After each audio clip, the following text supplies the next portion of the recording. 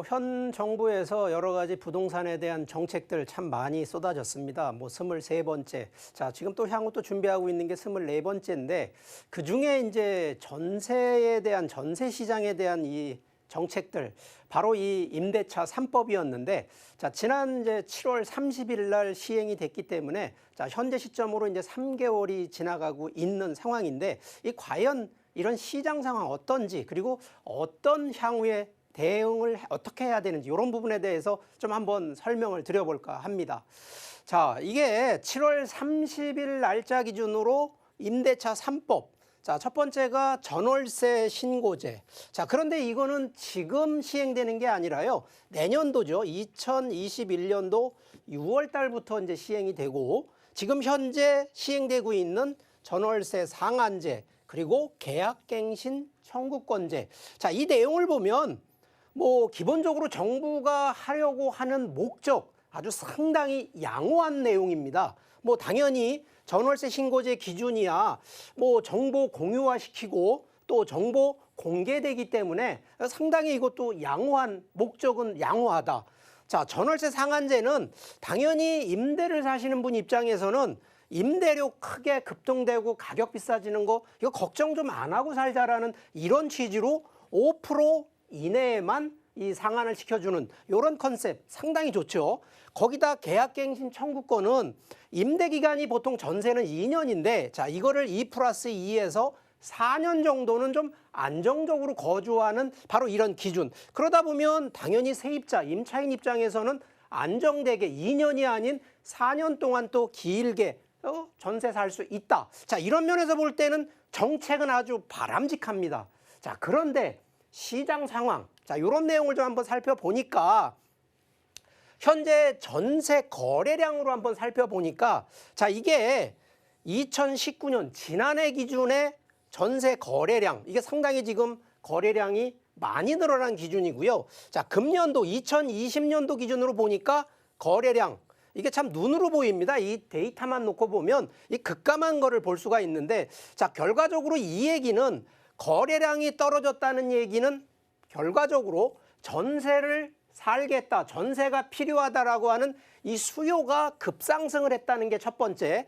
두 번째는 그러면 전세 물건, 이 공급량만 많으면 문제가 없는데 공급량까지 실종이 되다 보니까 여기에 당연히 거래가 급감할 수밖에 없는 거고 자, 최근에 아무래도 이제 전세에 대한 이런 규제 이런 부분들도 많이 발생하다 보니까 이 부분을 월세 아니면 반전세로 전환이 되는 자, 그러면 결론적으로 이런 부분들이 결국은 거래량을 떨어뜨리는 반면에 오히려 최근에 이제 이 다주택자들을 규제를 하다 보니까 실제 주택을 갖고 있는 분들이 실제 실거주로 또 들어가다 보니까 뭐 당연한 얘기입니다만 전세 물량이 줄어들 수밖에 없는 바로 이러한 이 순환 구조가 좀 악순환으로 좀 들어가는 이 고리가 됐었고요.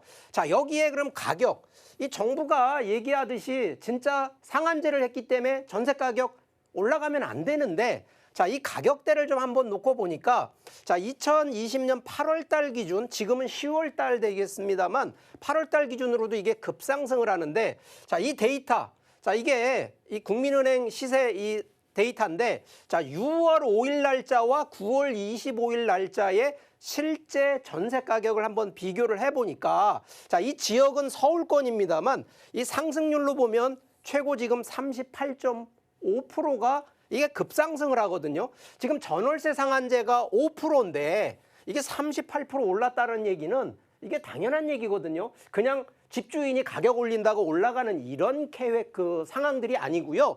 거래량 실종하면서 실제 이 전세 만료되는 분들, 계약갱신 청구권이 안 되는 분들이 오히려 이렇게 전세 가격이 올라가는 이런 사례가 또 도출이 됐다는 얘기를 드리고요. 자, 여기에 하나가 결국은 이제 계약갱신 청구권이 들어가면서 임대차 분쟁 조정이라고 실제 이제는 법원에서 뭐 이 분쟁을 해야 됩니다. 자, 이게 과거 대비했을 때는 이게 상당히 낮았었는데 자, 지금 이게 8월 달, 9월 달, 10월 달 이게 가면 갈수록 증가하고 있다는 얘기거든요. 결국은 이제 변호사 선임해서 결국은 뭐 임대하는데도 소송 싸움해야 될 판이라 자, 이런 것이 과연 정책상으로 제대로 흘러가는 방향일까? 이런 부분 한번 좀 살펴보셔야 되는데, 자, 그러면 정부에서 지금 정책에 대한 부분, 자, 잘못했다라는 얘기보다는 수정을 해야 된다는 얘기를 좀 드리고 싶은데, 자, 지금 현재 정책 방향, 뭐 기존 임대차 3법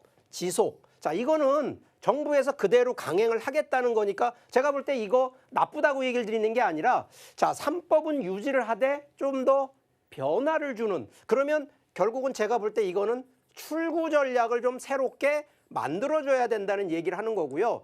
자, 계속적인 거겠지만 전세 공급량 이 부족은 현재 기준으로는 방법이 없을 겁니다.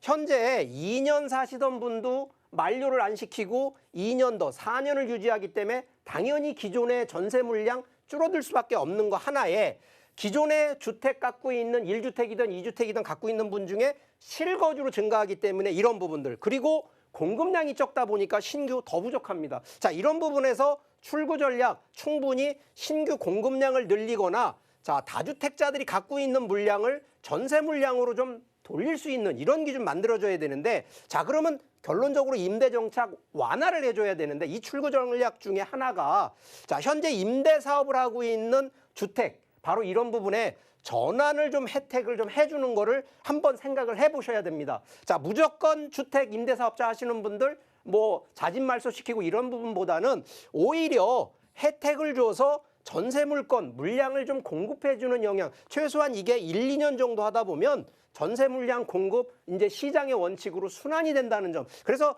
정부 정책 하시는 분들이 정책은 그대로 유지하면서 이러한 출구 전략의 한두 가지만 좀 세심하게 고민을 좀 해봐 주시면 충분히 이런 문제 좀 더 풀 수 있는 방법이 나온다는 점 한번 강조를 드리니까, 우리 시청자분들도 이런 내용을 한번 감안하셔서 여러 가지 정책에 대한 내용들 같이 고민해 보시기를 바라겠습니다.